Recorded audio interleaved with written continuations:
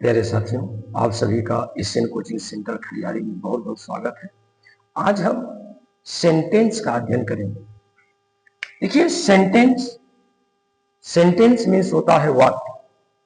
Sentence का definition होता है कि a group of meaningful words which makes a complete sense is called a sentence.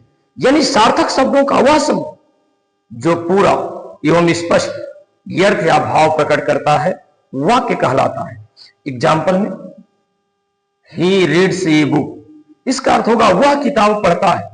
इसमें देखिए, ही रीड्स ए बुक, ये शब्द है और इन शब्दों को एक समूह में रखा गया है और इसका एक स्पष्ट अर्थ निकल रहा है कि वह किताब पढ़ता है। You have done your work, तुम अपना कार्य कर चुके हो।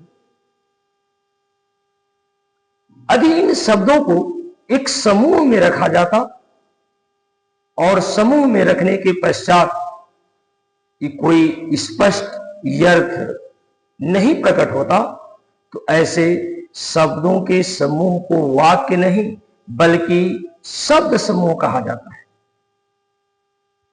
सेंटेंस के प्रकार, यदि आपसे पूछा जाए कि how many kind of sentence कितने प्रकार के होते हैं, तो अर्थ और भाव के आधार पर सेंटेंस 4 प्रकार के होते हैं। Assertive sentence, interrogative sentence, imperative sentence, exclamatory sentence. Assertive sentence means होता है साधारण वाक्य या कथन वाक्य। इंट्रोगेटिव सेंटेंस मीन्स होता है प्रश्नवाचक वाक्य। इंपरेटिव सेंटेंस मीन्स आज्ञा सूचक वाक्य। एक्सक्लेमेटरी सेंटेंस मीन्स विस्मय बोधक वाक्य। असर्टिव सेंटेंस,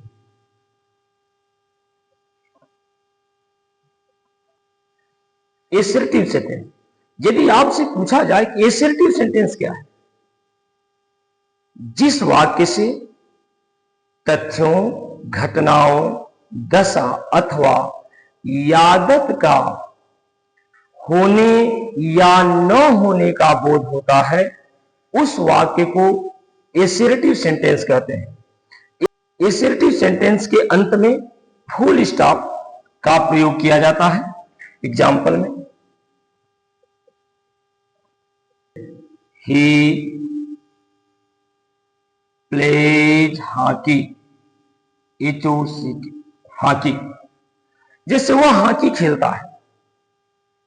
इस वाक्य से हॉकी खेलने की बात को स्वीकार किया जा रहा है। He is a doctor,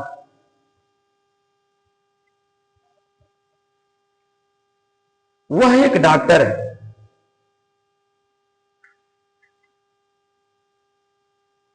you are not a student, तुम एक विद्यार्थी नहीं हो। Parts of assertive sentence.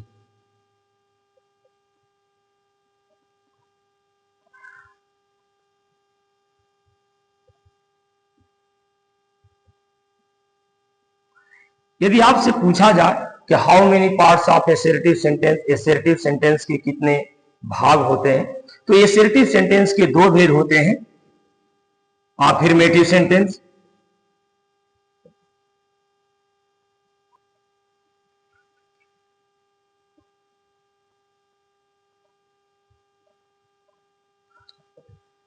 जिस वाक्य से किसी तथ्यों, घटनाओं अथवा दशा का होना स्वीकार किया जाता है, उस वाक्य को अफर्मेटिव सेंटेंस कहते हैं।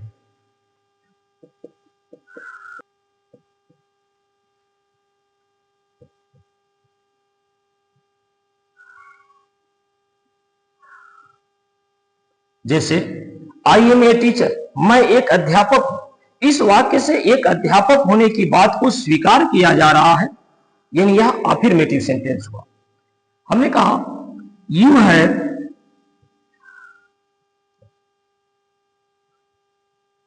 डन योर वर्क, तुम अपना कार्य कर चुके हो।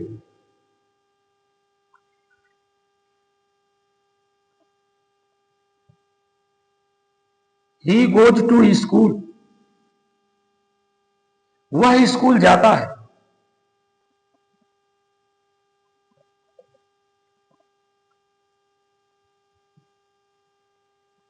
नेगेटिव सेंटेंस, नकारात्मक वाक्य।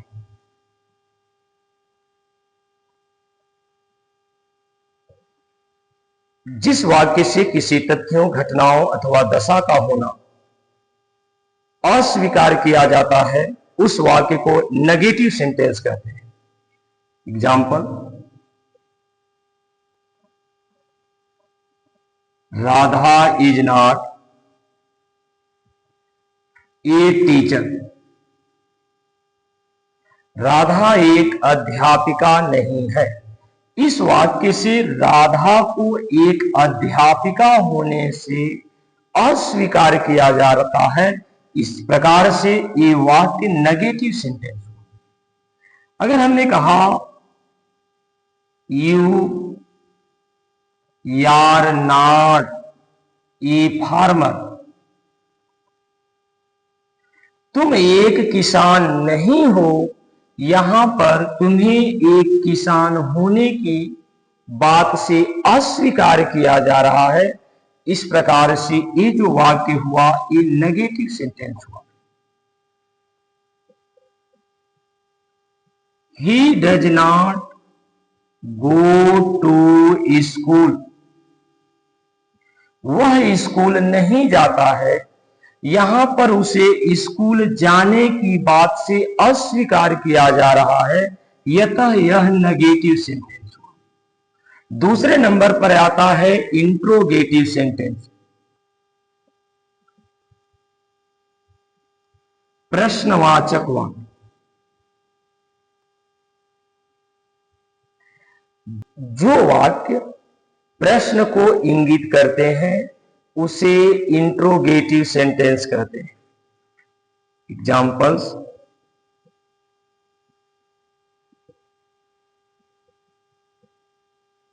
वाई आर यू क्राइंग, तुम क्यों रो रहे हो। यहां पर यह वाक्य प्रश्न को इंगित कर रहा है, यानी यह इंट्रोगेटिव सेंटेंस हुआ। Are you going to school,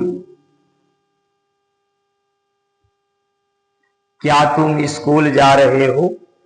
ये वाक्य भी प्रश्न को इंगित कर रहा है, यानी यह वाक्य इंट्रोगेटिव सेंटेंस हुआ। इंट्रोगेटिव सेंटेंस के अंत में क्वेश्चन मार्क लगा होता है।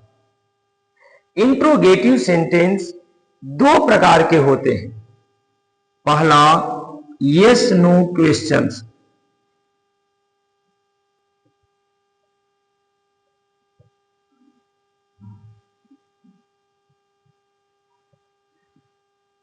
जिस प्रश्नवाचक वाक्य का आरंभ हेल्पिंग वर्ब से होता है उसे यस नो क्वेश्चंस कहते हैं। इंग्लिश ग्रामर में कुल 24 हेल्पिंग वर्ब होते हैं, यानी इंग्लिश ग्रामर में कुल 24 सहायक क्रियाएं होती हैं। Is, am, are, was, were, has, have, had, do, does, did, will, would, shall, should, can, could, may, might, must, ought to, used to, need, dare। तो जिस प्रश्नवाचक वाक्य का आरंभ हेल्पिंग वर्ब से होता है उसे यस नो क्वेश्चंस कहते हैं। जैसे are you going to school. इस प्रश्नवाचक वाक्य का आरंभ सहायक क्रिया आर से हुआ है, यानी यह यस नो क्वेश्चंस है। हमने कहा have you done your work,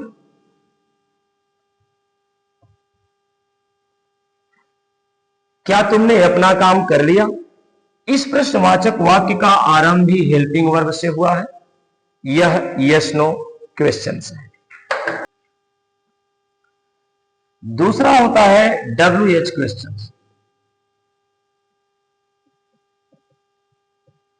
जिस प्रश्नवाचक वाक्य का आरंभ प्रश्नवाचक शब्द से होता है उसे WH क्वेश्चंस कहते हैं। इंग्लिश में कुल 9 प्रश्नवाचक शब्द होते हैं। What, why, when, where, how, which, whom, whose, कुल 9 प्रश्नवाचक शब्द होते हैं। एग्जाम्पल में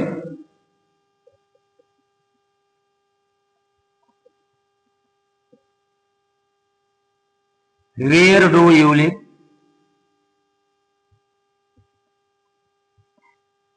तुम कहां रहते हो।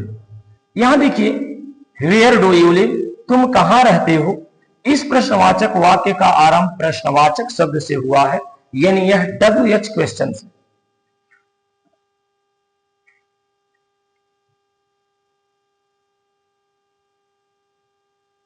Why is she weeping? वह क्यों रो रही है, इस प्रश्नवाचक वाक्य का आरंभ प्रश्नवाचक शब्द से हुआ है, यानी यह WH क्वेश्चन है। तीसरे नंबर पर आता है इंपरेटिव सेंटेंस।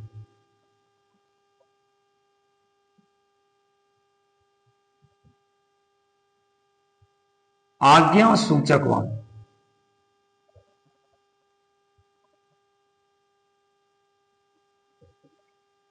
जिस वाक्य से आदेश, सलाह अथवा निवेदन का भाव प्रकट होता है उस वाक्य को इंपरेटिव सेंटेंस कहते हैं।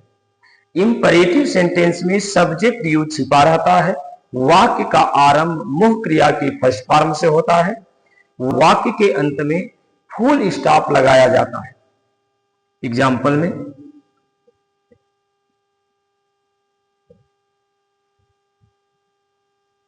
शट द विंडो, खिड़की बंद करो। देखिए, इस वाक्य से आदेश का भाव प्रकट हो रहा है, वाक्य के अंत में फुल स्टॉप लगा हुआ है और वाक्य का प्रारंभ क्रिया के फर्स्ट फॉर्म से हुआ है, यानी यह इंपरेटिव सेंटेंस है। हेल्प द हेल्पलेस,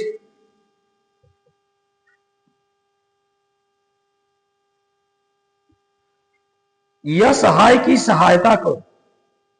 देखिए, इस वाक्य के भी अंत में फुल स्टॉप लगा है, इसमें सब्जेक्टिव छिपा हुआ है और वाक्य का आरंभ मुख्य क्रिया के फर्स्ट फॉर्म से हुआ है। इस वाक्य से सलाह का भाव प्रकट हो रहा है। Please come here, come here, कृपया यहां आइए। इस वाक्य से निवेदन का भाव प्रकट हो रहा है, अतः यह इंपरेटिव सेंटेंस है। चौथे नंबर पर आता है एक्सक्लेमेटरी सेंटेंस।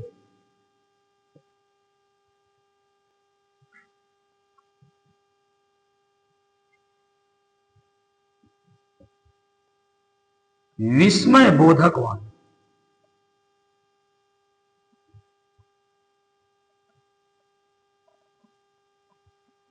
जिस वाक्य से आश्चर्य, शोक, दुख अथवा हर्षोल्लास का भाव प्रकट होता है उस वाक्य को एक्सक्लेमेटरी सेंटेंस कहते हैं।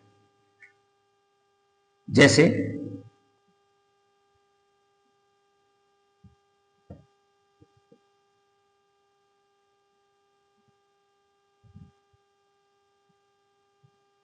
Hurrah, we have won the match, we have won the match, हमने मैच जीत लिया। इस वाक्य से खुशी का भाव प्रकट हो रहा है। इलास,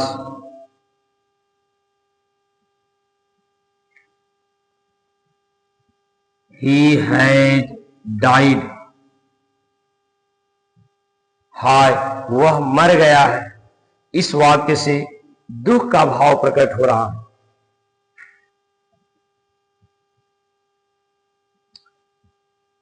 What a beautiful scene, कितना सुंदर दृश्य है। इस वाक्य से आश्चर्य का भाव प्रकट है, अर्थात यह एक्सक्लेमेटरी सेंटेंस।